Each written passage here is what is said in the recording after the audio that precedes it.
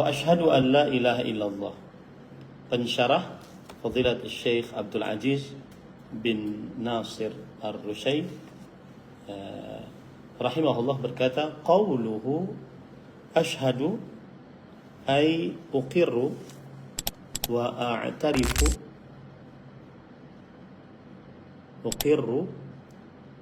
a'tarifu an la ma'buda bihaqqin fil wujudi illallah. Wa ta'ti syahida bima'na akhbara kama fi hadits Ibn Abbas radhiyallahu anhuma, syahida 'indi rijalun mardhiyun wa ardahum 'indi Umar, ay akhbarani.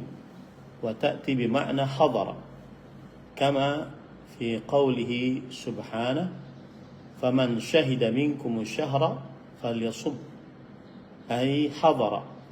Wa ta'ti bima'na ittala'a kama fi qawlihi subhanahu wallahu ala kulli syai'in syahida, wallahu ala kulli syai'in syahid, ay muttali'a. Afadahu Ibnul Qayyim rahimahullah fi kitabih Bada'i'ul Fawaid.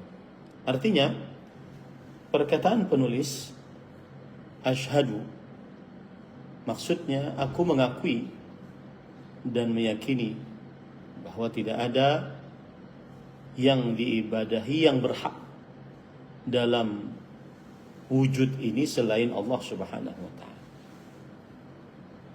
Itu maksud dari asyhadu, yaitu mengakui dan meyakini. Mengakui dan meyakini. Kata syahida juga datang dengan makna memberitakan, sebagaimana dalam hadis Ibnu Abbas radhiyallahu anhu, yang artinya telah bersaksi di sisiku beberapa lelaki yang diridhai, dan yang paling aku ridhai di sisiku adalah Umar, yakni mereka telah mengabarkan kepadaku. Kata syahida juga datang dengan makna hadir, sebagaimana firman Allah Subhanahu wa taala, maka yang artinya barang siapa di antara kalian menyaksikan bulan itu, hendaklah ia berpuasa, yaitu bulan Ramadan, yakni yang menghadiri bulan,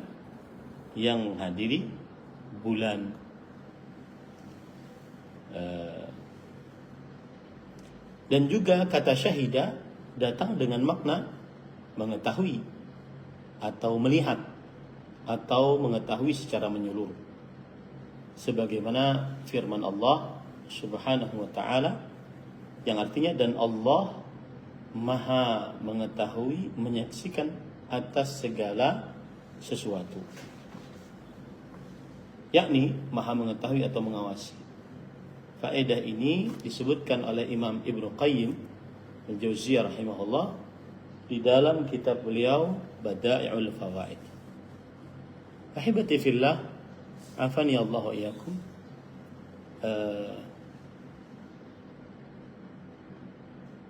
Termasuk daripada yang harus kita perhatikan di dalam hal ini adalah bahwa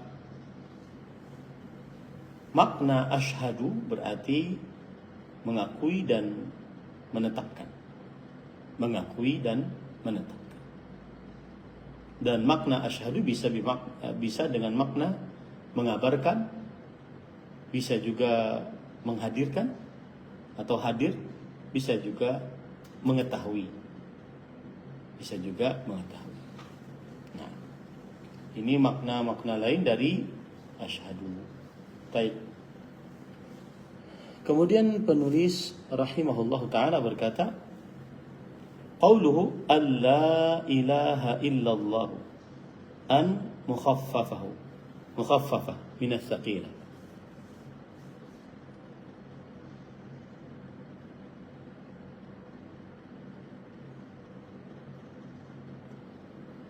Baik.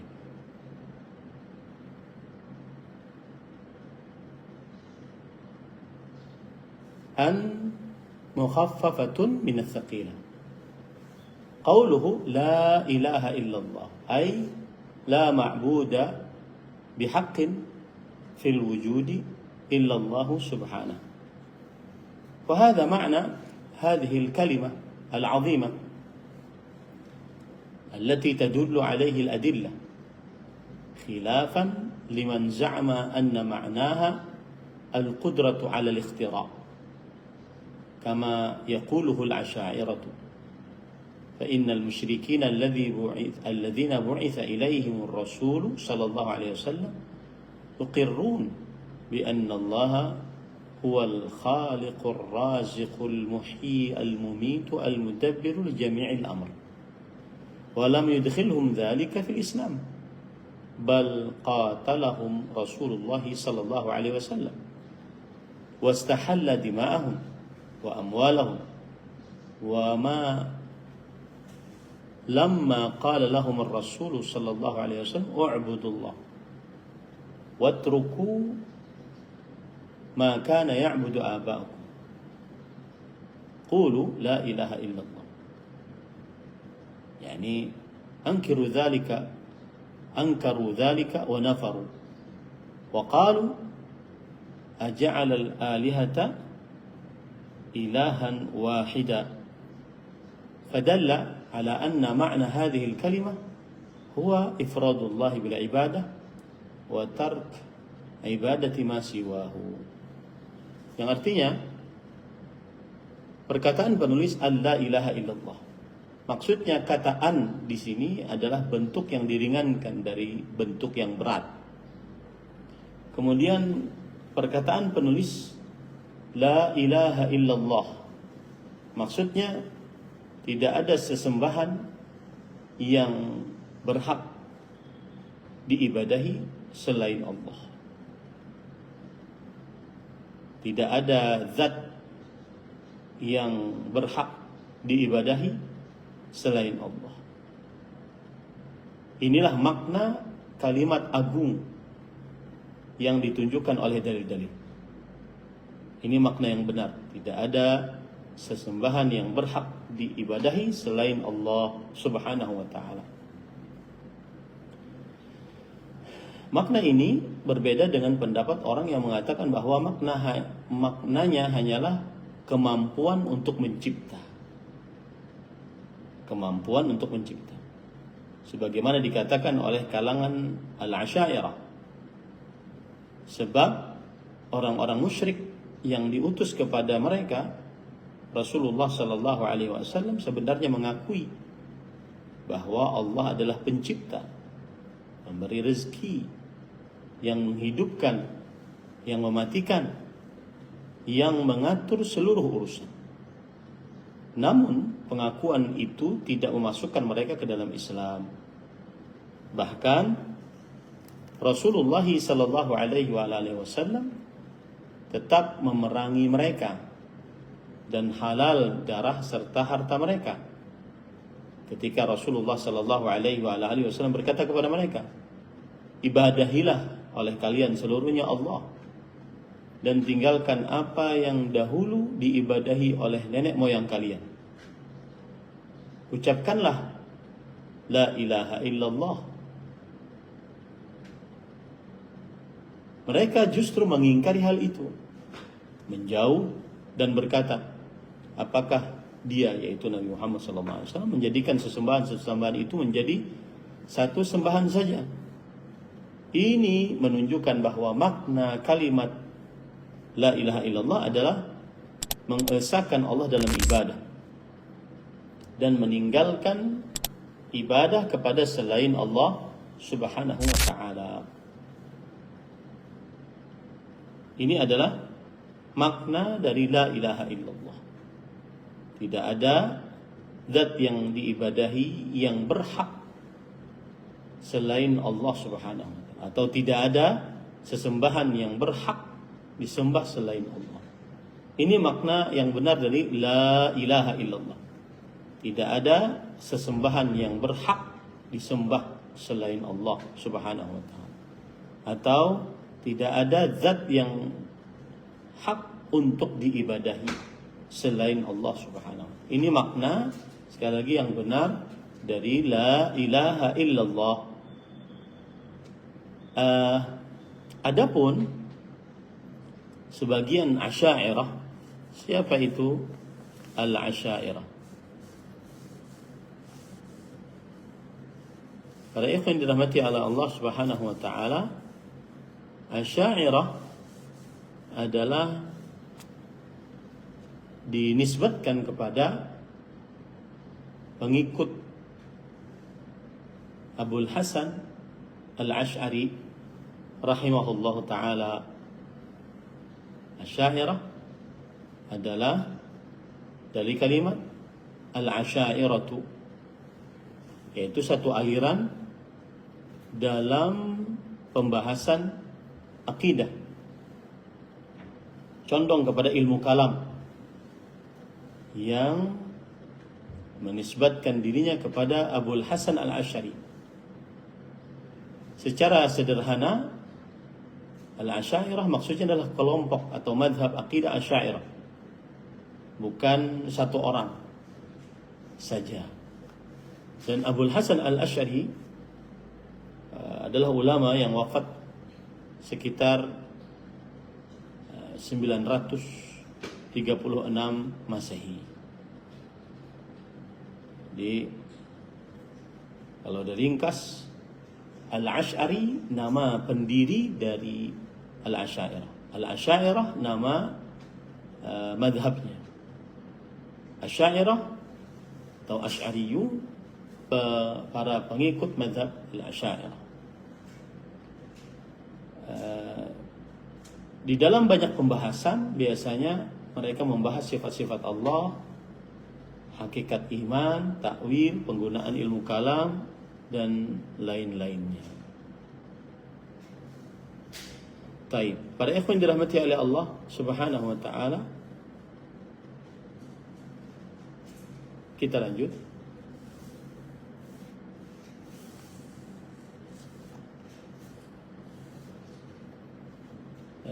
Jadi menurut kaum Asy'ariyah bahwa makna la ilaha illallah adalah tidak ada pencipta, pemberi rezeki, yang menghidupkan, yang mematikan, dan yang mengatur urusan kecuali Allah Subhanahu wa taala.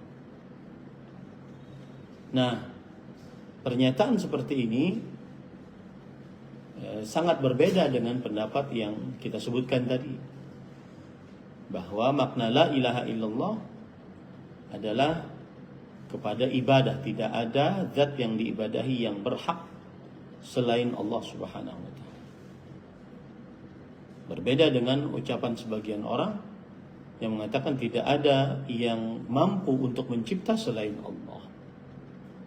Kenapa? Karena disebutkan di sini tadi, orang-orang musyrik yang diutus kepada mereka Rasulullah sallallahu alaihi wasallam sebenarnya mengakui bahwa Allah adalah pencipta, memberi rezeki, yang menghidupkan, yang mematikan, yang mengatur seluruh alam semesta.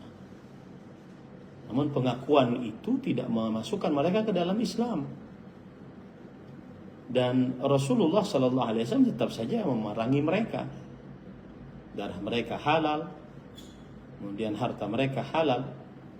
Tetapi ketika mereka dikatakan oleh Rasulullah sallallahu alaihi wasallam, "Wa'budullah", beribadahlah kepada Allah.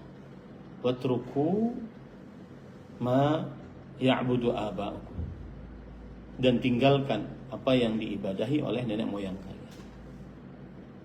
Nah, ini menunjukkan kemudian mereka mengingkari akan hal tersebut. Ini menunjukkan bahwasanya mereka memahami bahwa maksud dari la ilaha illallah adalah ifradullah bil ibadah wa tark ibadati ma siwa, mengesahkan Allah dalam ibadah dan meninggalkan ibadah kepada selain Allah Subhanahu wa taala. Baik, kita lanjut ke halaman 12. Penulis kemudian berkata, "Wa hadhil kalimah hiya awwal wajibin wa a'zamu wajibin 'ala al-itlaq." kama fi sahih min hadits Ibn Abbas radhiyallahu anhuma anna an-nabiy sallallahu alaihi wasallam qala li Mu'adz radhiyallahu anhu hina ba'athahu ila al-Yaman falyakun awwala ma tad'uhum ilayhi syahadata an la ilaha illallah wa fi riwayah ila an ya'budullah atau yu'abbidullah fadalla ila an ya'budullah fadalla ala anna at-tauhid huwa awwal wajibin 'ala al-'ibad khilafan liman za'ama anna awwal wajibin ma'rifatullah bin nazar aw al-qasd ila an-nazar aw al-shakk kama hiya aqwalu li ahli al-kalam al-madmun fa inna ma'rifatallahi fitriyatun fatara Allahu 'alayha 'ibadahu qala ta'ala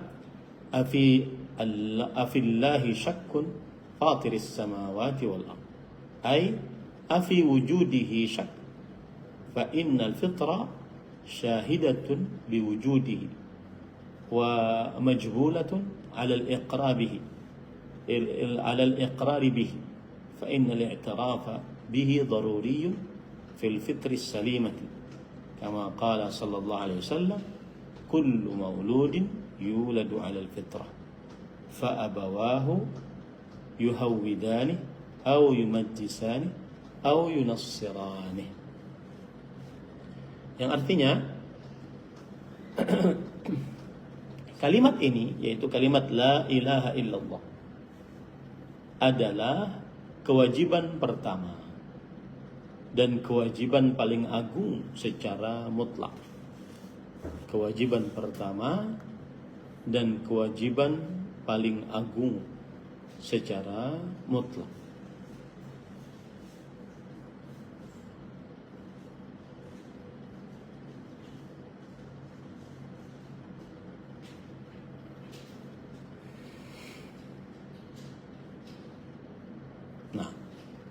Sebagaimana dalam hadis sahih dari sahabat Nabi Ibnu Abbas radhiyallahu anhu bahwa Nabi Muhammad sallallahu alaihi wasallam berkata kepada Mu'adz bin Jabal radhiyallahu anhu ketika mengutus beliau ke negeri Yaman, yang artinya maka hendaklah yang pertama kali engkau dakwahkan kepada mereka adalah persaksian bahwa tidak ada ilah yang berhak diibadahi selain Allah.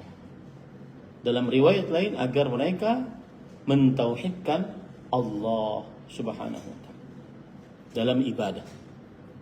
Ini menunjukkan bahwa tauhid adalah kewajiban pertama atas para hamba. Ya. Ini menunjukkan bahwa tauhid adalah kewajiban pertama atas para hamba. Hal ini berbeda dengan orang yang menyangka bahwa kewajiban pertama adalah mengenal Allah melalui penalaran atau sengaja memulai penalaran atau terlebih dahulu ragu, sebagaimana itu adalah pendapat-pendapat ahli kalam yang tercela. Karena sesungguhnya ma'rifatullah itu bersifat fitri. Allah telah menciptakan para hamba di atas fitrah tersebut. Allah Subhanahu wa taala berfirman yang artinya, apakah tentang Allah masih ada keraguan? Padahal Allah lah pencipta langit dan bumi. Yakni, apakah tentang keberadaan Allah ada keraguan? Padahal fitrah-fitrah manusia menjadi saksi atas keberadaan Allah dan telah dibentuk untuk mengakui Allah. Maka pengakuan terhadap Allah adalah sesuatu yang darurat dan tertanam dalam fitrah yang selamat. Sebagaimana Nabi Muhammad SAW bersabda, setiap anak dilahirkan di atas fitrah, maka kedua orang tuanya lah yang menjadikan Yahudi, Majusi, atau Nasrani. Jadi di dalam paragraf ini penulis kitab menjelaskan bahwa kalimat la ilaha illallah adalah kewajiban pertama dalam Islam. Mengucapkan syahadat la ilaha illallah adalah kewajiban pertama dalam Islam. Tidak seperti yang dipahami oleh sebagian ahlu kalam yang mengatakan bahwa kewajiban pertama adalah al-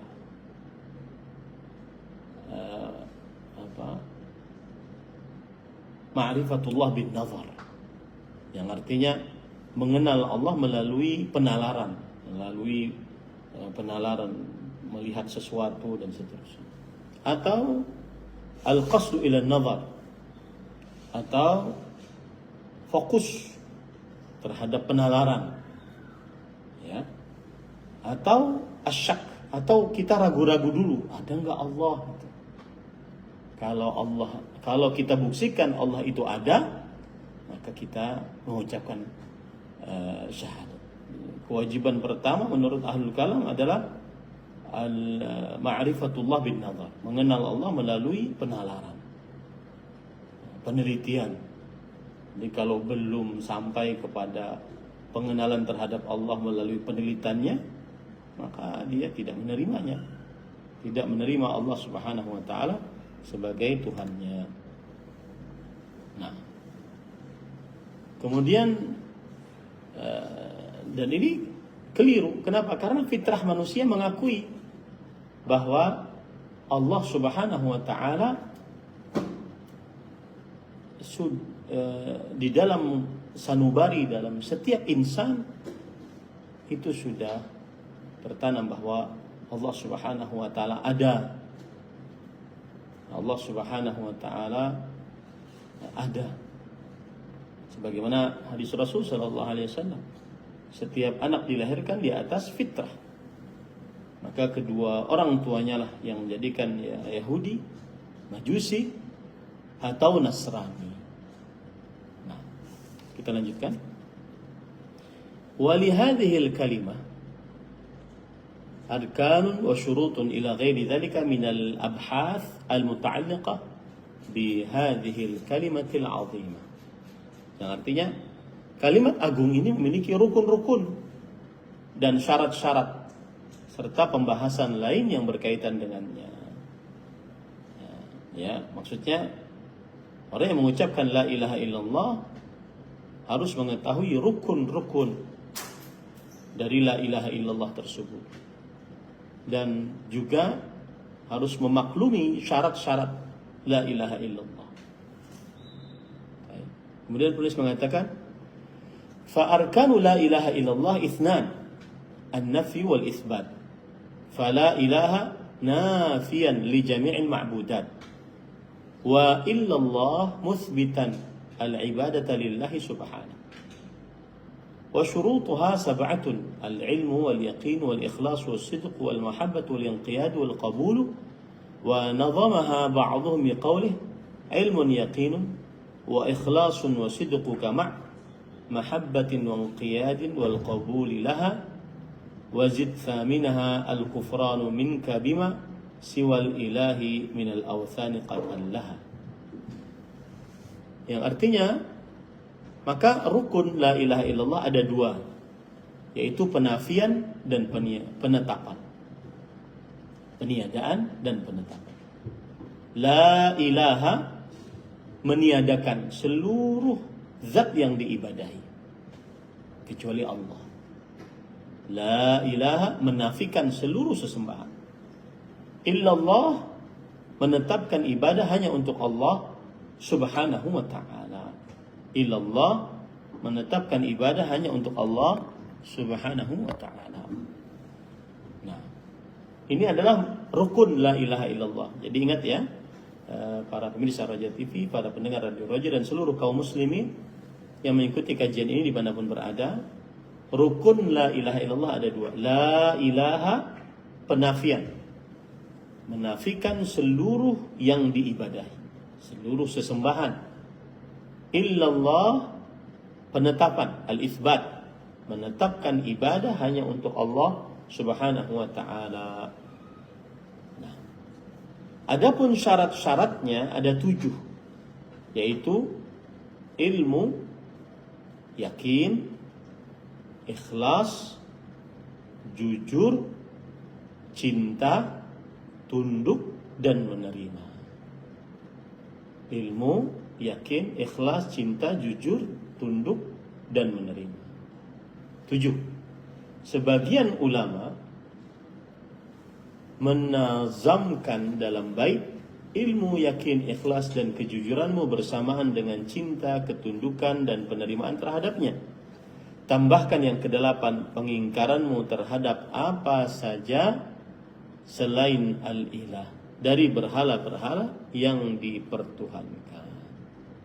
Nah, inilah syarat la ilaha illallah. Artinya, orang yang mengucapkan la ilaha illallah seharusnya, seyogianya dia menyempurnakan ucapan la ilaha illallahnya tersebut dengan memaknai syarat-syarat la ilaha illallah. Harus mengilmui la ilaha illallah, harus yakin dengan la ilaha illallah, harus ikhlas dengan la ilaha illallah, harus jujur dengan la ilaha illallah, harus cinta dengan la ilaha illallah, harus tunduk dengan la ilaha illallah, dan harus menerima dengan la ilaha illallah. Baik.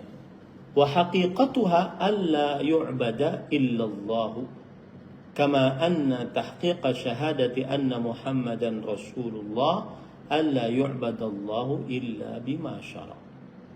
Yang artinya, hakikat kalimat la ilaha illallah adalah bahwa tidak boleh disembah kecuali Allah.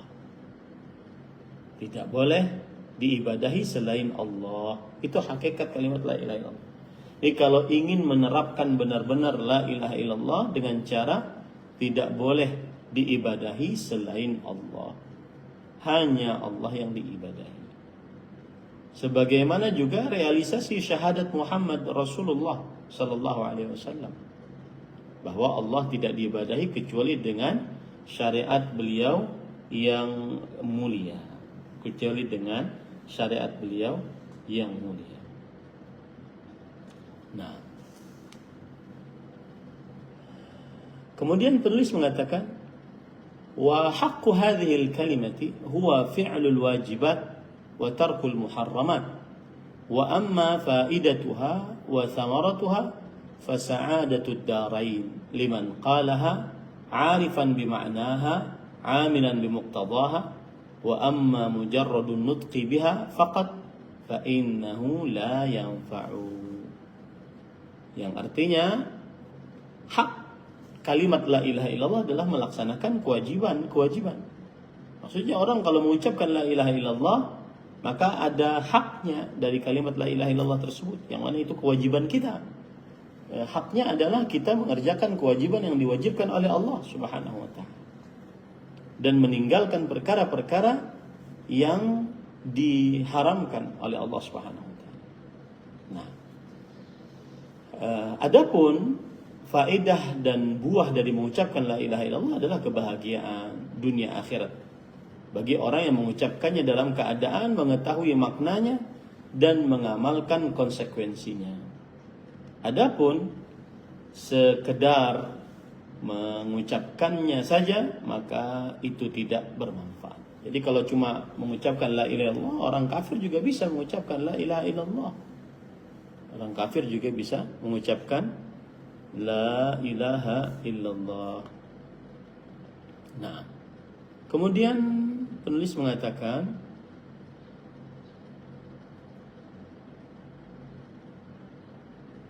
qala asy-syaikh Ibnu Taimiyah rahimahullah, man i'taqada annahu bimujarradi talaffuzihi bisyahada yadkhul jannah wa la yadkhulun nar fahuwa dhalun mukhalifun lil kitabi was sunnati wal ijma'.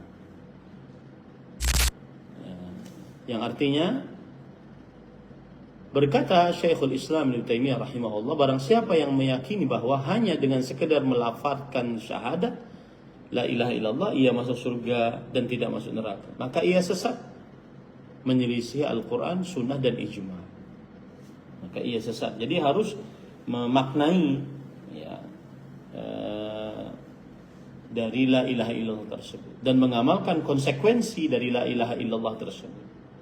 Memaknai dan mengamalkan konsekuensi dari la ilaha illallah, bukan hanya sekedar mengucapkannya. Nah,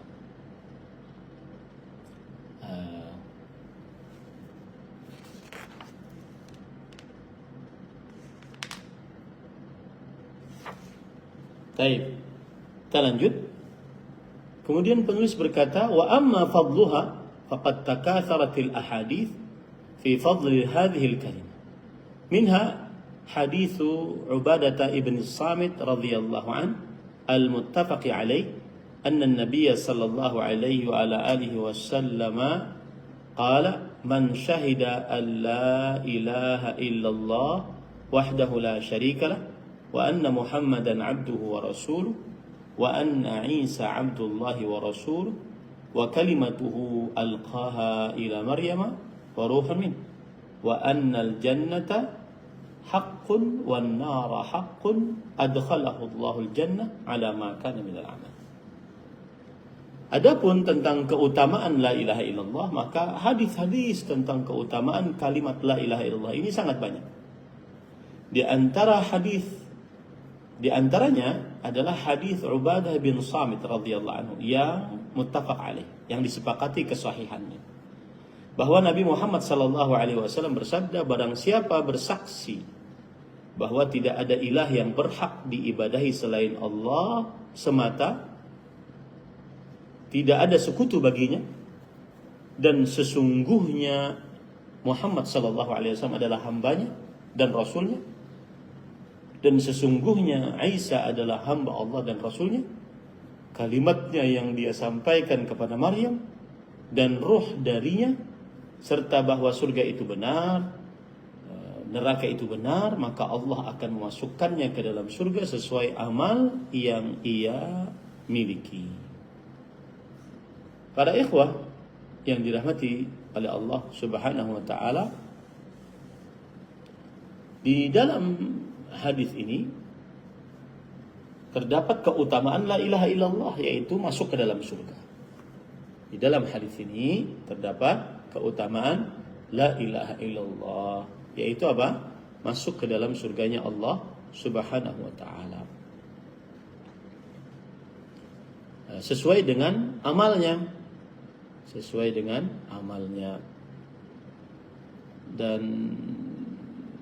para ikhwan yang dirahmati oleh Allah Subhanahu wa taala, yang dimaksud dengan sesuai dengan amalnya adalah bahwa surga bertingkat-tingkat.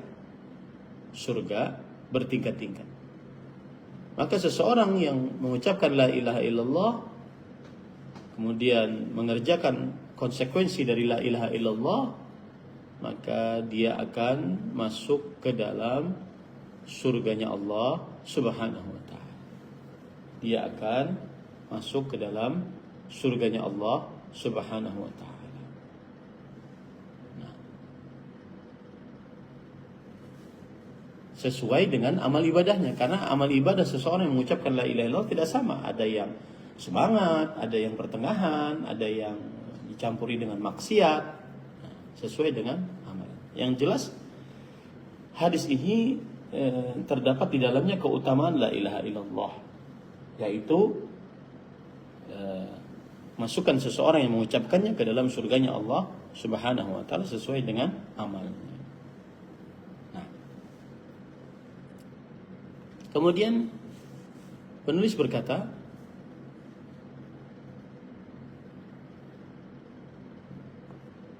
wa amma hadithu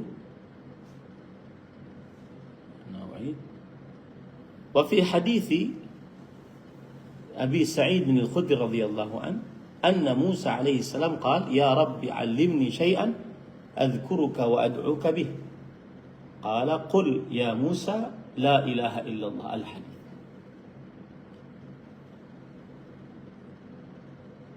وفي هذا الحديث وغيره رد على من زعم أن الذكر باسم المفرد الله الله أفضل من الذكر بالجملة المركبة كقوله سبحان الله والحمد لله ولا إله إلا الله والله أكبر، وهذا فاسد، فإن الذكر باسم المفرد غير مشروع أصلا ولا يفيد شيئا ولا هو كلام يدل على مدح ولا تعظيم ولا يتعلق به إيمان ولا ثواب ولا يدخل الذاكر به مقتضى الإسلام جملة. فلو قال الكافر الله الله tula umrihi lam yasir bidzalika musliman fadlan an yakuna min jumlati dzikr atau yakuna afdal al-adhkar ila akhir ma dzakarahu Ibnu al-Qayyim rahimahullah fi kitabih Safaru al-Hijratain. Yang artinya, dan dalam hadis Abu Sa'id Al-Khudri disebutkan bahwa Musa alaihissalam berkata kepada Allah, "Wahai Rabbku, ajarkan kepadaku sesuatu yang dengannya aku berzikir kepadamu dan berdoa kepadamu." Allah Subhanahu wa taala berfirman, "Katakanlah wahai Musa, la ilaha illallah." Ini menunjukkan keutamaan dari la ilaha illallah, yaitu afdhalul dzikr, afdhalud du'a, zikir yang paling afdal, zikir yang paling doa yang paling afdal, la ilaha illallah. Kemudian dalam hadis ini dan hadis-hadis lain terdapat bantahan terhadap orang yang mengira bahwa zikir dengan nama tunggal, dengan nama tunggal seperti Allah, Allah, Allah, Allah, Allah, apalagi dengan huruf tunggal, hu misalkan, gitu ya, lebih utama daripada zikir dengan kalimat yang tersusun seperti subhanallah, alhamdulillah, la ilaha illallah, Allahu akbar. Ada yang beranggapan seperti itu. Berzikir dengan nama tunggal, Allah, Allah, Allah saja lebih afdal daripada zikir dengan kalimat yang tersusun subhanallah, alhamdulillah, wa la ilaha illallah, wallahu akbar misalkan. Anggapan ini rusak, tidak benar. Sebab zikir dengan nama tunggal itu pada asalnya tidak disyariatkan. Tidak disyariatkan. Tidak juga memberi faidah. Dan bukanlah kalam yang menunjukkan pujian atau pengagungan. Ia juga tidak berkaitan dengan iman. Tidak mendatangkan pahala. Tidak, dan seseorang tidak masuk ke dalam ikatan Islam hanya dengan mengucapkan Allah, Allah saja. Coba kalau seandainya orang kafir mengucapkan Allah, Allah saja sepanjang hidupnya, maka ia tidak menjadi muslim dengan sebab itu. Maka lebih-lebih lagi, ucapan itu bukan zikir yang utama, apalagi dikatakan sebagai zikir yang paling utama. Nah, ini sebagaimana dijelaskan oleh Imam Ibnu Qayyim Al-Jauziyah rahimahullah dalam kitabnya Safar Al-Hijratain. Kemudian penulis mengatakan, wa amma nawaqidhu la ilaha illallah fa kathiratun jiddan dzakaraha al-ulama'u fi bab hukm al-murtad wa a'zamuha asy-syirku billah. Yang artinya, adapun pembatal-pembatal la ilaha illallah, oh berarti ada pembatalnya. Orang yang mengucapkan la ilaha illallah ada pembatalnya. Maka jumlah pembatalnya sangat banyak. Para ulama telah menyebutkannya dalam pembahasan hukum orang murtad. Dan yang paling besar diantaranya adalah syirik kepada Allah Subhanahu wa ta'ala. Ini adalah pembatal yang paling besar dari la ilaha illallah. Nah, wa amma i'rabu hadhihi al-kalimah fala nafiyatun lil jins ta'malu amala inna wasmuha mabniyun معها على الفتح وخبرها محذوف والتقدير حق وإلا أداة استثناء ملغاة ولفظ الجلالة مرفوع على البدلية. Yang artinya adapun i'rab adalah ilmu di dalam ilmu nahwu.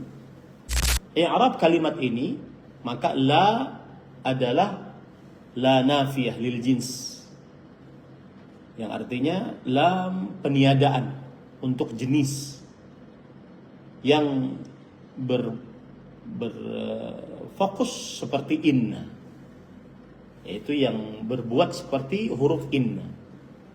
Isimnya dibina, maksudnya mabni.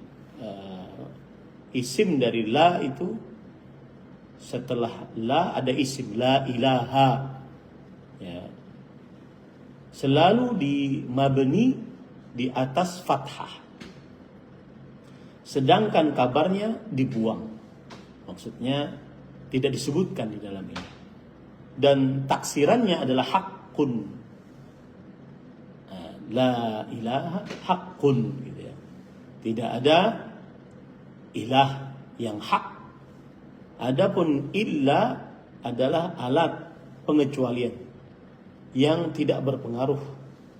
Dan lafaz jalalah Allah adalah marfu' sebagai badal. La ilaha illallah.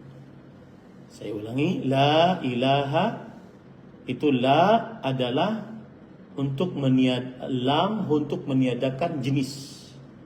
Jadi tidak ada Tuhan apapun, jenis apapun. Ya. Dan la ini seperti inna kerjaannya.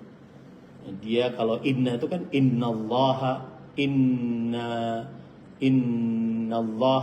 innar rasula, innal baita gitu ya. Dia memberikan harakat pada fathah pada isimnya. La juga begitu. La ilaha gitu ya. Memberikan harakat fathah pada kasrah. Nah, itu isim la. Adapun khabarnya disimpan, mahdzuf, tersembunyi. Dan taksirannya adalah hak. La ilaha haqqun. Ya. La jadi huruf nafi, kemudian ilaha isim la, kemudian haqqun khabar la mahdzuf, tersembunyi. Illa adalah alat untuk mengecualikan yang tidak berpengaruh. Dan Allah adalah lafaz jalalah, marfu, Allahu la ilaha illallahu gitu ya, sebagai badal. Nah, sebagai badal. Nah, itu dari sisi i'rab ya. Wa amma dalalatuha ala tauhid fa innaha dallat ala anwa'i tauhid thalathah. Fadallat ala itsbatil ibadati lillahi wa nafiha amman siwahu. Kama dallat aidan ala tauhidir rububiyyah. Fa innal 'ajiza la yasluhu ilahan. Wa dallat ala tauhidil asma wa sifat. Fa inna maslubul asma'i was sifati laysa bi syai', bal huwa 'adamun mahd. Kama qala ba'dul ulama, al-mushabbihu ya'budu sanaman, wal mu'attilu ya'budu 'adaman, wal muwahhidu ya'budu ilahal ardi was sama. Adapun dalalah atau penunjukan kalimat la ilaha illallah terhadap tauhid. Jadi la ilaha illallah ini menunjukkan kepada tauhid. Tauhid apa? Maka sesungguhnya ia menunjukkan kepada 3 jenis tauhid. Ia menunjukkan bahwa penetapan ibadah hanya untuk Allah dan menafikan ibadah dari selain Allah. Ini tauhid ibadah, yang disebut juga dengan tauhid uluhiyah. Ini penetapan yang pertama dari kalimat la ilaha illallah. Jadi kalau orang mengucapkan la ilaha illallah, maka dia menunjukkan kepada bahwa beribadah hanya kepada Allah Subhanahu wa ta'ala. Kemudian ia juga menunjukkan kepada tauhid rububiyah, yaitu Allah yang maha kuasa, pencipta dan pengatur. Tiada sekutu bagi Allah. Karena yang lemah dan tidak mampu tidak pantas menjadi ilah. Tuhan yang diibadahi nggak pantas. Yang lemah, yang mampu, apalagi orang mati, nggak bisa jadi ilah. Ia juga menunjukkan tauhid al-asma wa sifat. Karena sesuatu yang dicabut darinya nama-nama dan sifat-sifat bukanlah apa-apa, bahkan merupakan ketidakan murni. Makanya sebagian ulama berkata, orang yang menyerupakan Allah dengan makhluk itu menyembah berhala. Orang yang meniadakan sifat-sifat Allah menyembah ketiadaan. Sedangkan orang yang mentauhidkan Allah menyembah Allah yang memiliki langit dan bumi. Nah, ini penting ini. Jadi kalau ada orang yang mengatakan bahwa wajah Allah seperti wajah makhluk, ini berarti dia menyembah berhala. Turunnya Allah ke langit dunia seperti turunnya makhluk, ini berarti menyembah Allah, menyembah berhala. Beristiwanya Allah di atas arsy seperti duduknya raja di atas singgasana, maka ini seperti menyembah berhala. Nah, orang yang tidak percaya terhadap sifat-sifat Allah berarti dia tidak menyembah apa-apa. Dia hanya menyembah adaman, ketiadaan. Sedangkan ahli tauhid menyembah Allah yang Maha Pencipta, Maha Pengatur, Maha Berkuasa, yang memiliki langit dan bumi. Nah, ini para ikhwan yang dirahmati Allah. Baik. Paragraf terakhir di dalam pertemuan ini, qala Syekh Taqiyuddin rahimahullah, wa syahadatu an la ilaha illallah fiha al-ilahiyat wa hiya al-usul ats-tsalatsa, tauhidul rububiyyah wa tauhidul ilahiyyah wa tauhidul asma'i was sifat. Wa hadhihi al-usul ats-tsalatsa tadulu 'alayha adyanur rusul wa ma unzila ilaihim wa hiya al-usul al-kibar allati dallat 'alayha wa syahidat biha al-uqul wal fitru. Yang artinya Syekh Al-Islam Taqiyuddin Ibn Taimiyah rahimahullah berkata, syahadat la ilaha illallah mencakup pembahasan ketuhanan, yaitu 3 pokok. Pertama, tauhid rububiyah, meyakini bahwa Allah Maha Kuasa, Maha Pencipta, Maha Raja, tiada sekutu bagi Allah. Tauhid uluhiyah, meyakini bahwa ibadah hanya ditujukan kepada Allah. Dan tauhid al-asma wa sifat, meyakini bahwa Allah memiliki nama-nama yang husna, nama-nama yang di puncak kebagusan, dan sifat-sifatnya yang ulia, sifat-sifat dalam puncak kesempurnaan. 3 pokok ini menjadi poros agama para rasul dan wahyu yang diturunkan kepada mereka. Inilah pokok-pokok besar yang ditunjukkan dan disaksikan oleh akal-akal fitrah manusia.